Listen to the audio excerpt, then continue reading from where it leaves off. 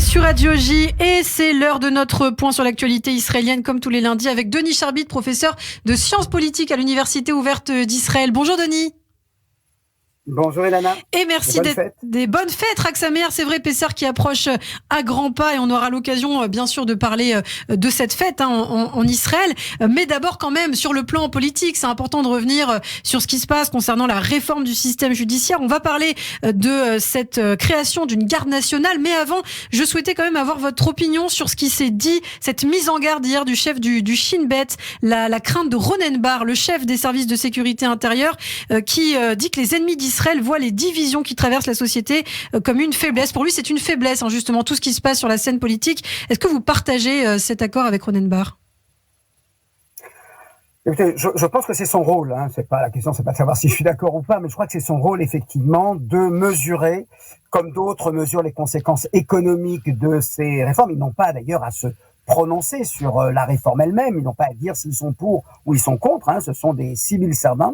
Mais il est vrai que leur rôle, c'est de nous déclarer, de nous décrire comment on interprète dans le monde arabe et notamment parmi les réseaux qui veulent la perte d'Israël, les organisations terroristes, n'est-ce pas, comment ils perçoivent ce qui se passe depuis 3 mois, de même que le ministère des Affaires étrangères doit aussi rendre des rapports sur la manière dont en France, dans l'Union européenne, aux États-Unis, on rend compte de ce qui se passe.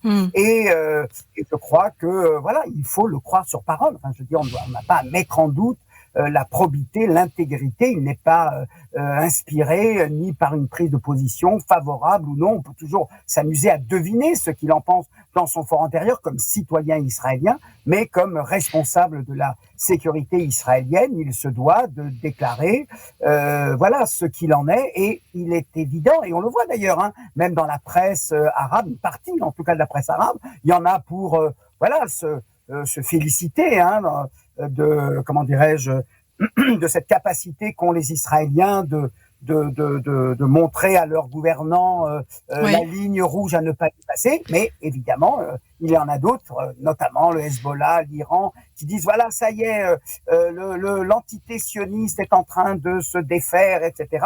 Et bien entendu que dans un contexte pareil, on peut penser que des opérations se disent tiens, c'est le moment de le faire parce qu'ils sont désemparés, parce que la police, au lieu d'être aux frontières, elle est dans les carrefours principaux de Tel Aviv ou de Jérusalem. Donc bien sûr que c'est son rôle de nous l'avertir. Et encore une fois, le pire, c'est de tuer le messager. De même manière que quand des économistes ont signé des pétitions en mettant en garde, et ce d'ailleurs que Netanyahou, il faut le dire, hier en répondant à la Cour suprême, il va quand même encore répondre à la Cour suprême concernant son droit à parler de la réforme de la justice alors qu'il est inculpé. Netanyahou a fait état, pour la première fois, il faut le reconnaître, a fait état de la crise et sécuritaire et économique. Il n'a pas accusé la réforme d'en être à l'origine, mais en tout cas, il a noté objectivement la chose pour dire, pour justifier le fait qu'il intervienne. Mais encore une fois, c'est ce qu'on attend. Sinon en tout cas de nos hommes politiques qui eux peuvent avoir des intérêts dans un sens ou dans un autre, en tout cas des responsables, c'est l'importance. Et pour revenir à l'affaire Galante, même si elle remonte à la semaine dernière et elle n'est pas terminée puisque Galante n'est toujours pas rétabli dans ses fonctions. Galante aussi au final, et c'est ça qui a choqué énormément la population israélienne, il n'a fait qu'avertir des conséquences au sein de l'armée, des mouvements au sein de l'armée, en disant il serait peut-être, mais lui il est allé plus loin parce que c'est un homme politique, en disant il serait peut-être bon de suspendre provisoirement ce train de réforme. Il a été fait 48 heures après par Benjamin Netanyahu. Alors l'actualité du jour, Denis, c'est donc l'approbation de la création de cette garde nationale, une force qui risque de se retrouver sous les ordres du ministre de la Sécurité nationale, Itamar Ben-Gvir. Alors quand on parle de garde nationale, Denis, on parle de quoi exactement ?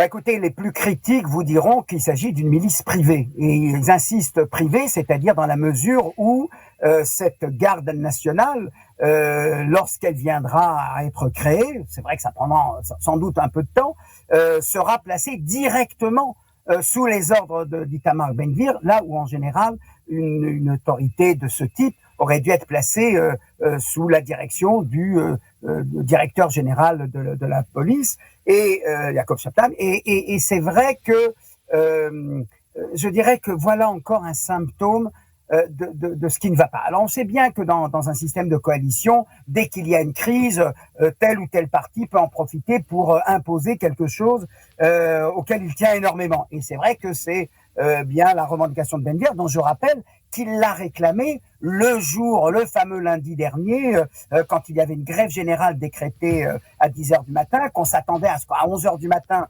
Netanyahou intervienne et dise « je suspends la réforme » pour que à 11h05, la grève générale soit suspendue. Ben non, elle a duré toute une journée, enfin jusqu'au soir, puisque c'est seulement à 20h. Et pourquoi à 20h? Parce que Netanyahou était en train de négocier la création, enfin le principe de faire discuter au gouvernement et de faire approuver par le gouvernement la création de garde nationale. Alors qu'est-ce que c'est que cette garde nationale? Je dis, pour ceux qui le critiquent, c'est une milice privée. Il témoigne de ce que Ben-Gvir ne fait pas confiance à la police, n'est pas en mesure de la réformer de l'intérieur avec le concours des responsables de la police, et estime donc devoir mener certaines missions particulières. Alors il l'a dit, c'est la criminalité en milieu arabe, et c'est au cas où il y aurait une opération militaire dans la bande de Gaza, la nécessité d'intervenir dans les villes mixtes pour éviter que ne se reproduise ce qui s'est produit en mai 2021. Donc vous voyez, c'est une garde nationale dont la mission est de buter, saquer les Arabes. À tort ou à raison, je veux dire, bien sûr que, mais c'est le rôle de la police s'il y a des troupes. C'est vrai qu'en 2021, il n'y était pas prêt parce qu'il n'avait pas vu venir ce vent de contestation. Mais l'idée de créer envers et contre tout, et contre la police, une milice parallèle, c'est le point de départ à la confusion. Et surtout, le budget qui a été attribué à ce ministère, comme l'a dit Eva dans le journal, est très important. 1 million de shekels, l'équivalent de 200 000 euros. Et ça pourrait donc aussi jouer sur d'autres ministères qui pourraient se retrouver un petit peu lésés finalement. Tout à fait, puisque cela suppose que les ministères soient obligés de procéder à des réductions budgétaires dans leur propre ministère pour un corps dont on ne comprend pas exactement quel sera son but, sinon un but politique et idéologique. J'ajoute également que vous aviez au gouvernement, enfin pas au sein du gouvernement, mais à l'extérieur du gouvernement, deux responsables, des gatekeepers comme on dit, c'est-à-dire le directeur général de la police d'une part et la conseillère juridique du gouvernement, qui les deux ont dit d'une seule voix que ce projet-là est néfaste pour la sécurité d'Israël. Et on n'en tient pas compte, et je dirais que, encore une fois, pour moi, c'est symptomatique d'une situation de crise où Netanyahou, qui d'ordinaire gère les choses, prend les choses en main, est capable de dire « Ok, très bien, j'ai entendu » et on passe à autre chose. Eh bien là, il est en quelque sorte poussé par un de ses partenaires. Et j'ajouterais, alors bien sûr que, en fait, ce qu'on a fait là maintenant, et c'est peut-être une bonne chose, on n'a pas approuvé la création, on a approuvé la création d'une garde nationale, mais la création d'une commission qui va être chargée de plancher sur la nécessité de la créer. Alors, à mon avis, cela veut dire que, en gros, Netanyahou n'attend qu'une chose, c'est qu'elle ne soit pas créée. Il n'a plus l'autorité politique pour dire ce qu'il en pense à Itamar Ben-Gvir, et il est donc acculé à en accepter le principe, même si ça passera par une commission, certes qui doit dans 2 mois donner son rapport. Eh bien, on suivra dans 2 mois les conclusions de cette commission pour voir si Netanyahou arrive à extraire cette institution qui n'a pas lieu d'être et qui répond aux caprices d'un homme politique qui s'appelle Itamar Ben-Gvir et qui vraisemblablement domine aujourd'hui le gouvernement. Eh bien, on suivra tout cela avec vous, bien sûr, Denis Charbit, comme tous les lundis matin. Le point politique du lundi, c'est avec vous également en podcast sur notre site internet radioj.fr. Merci beaucoup, Denis, et à la semaine prochaine et très bonne fête.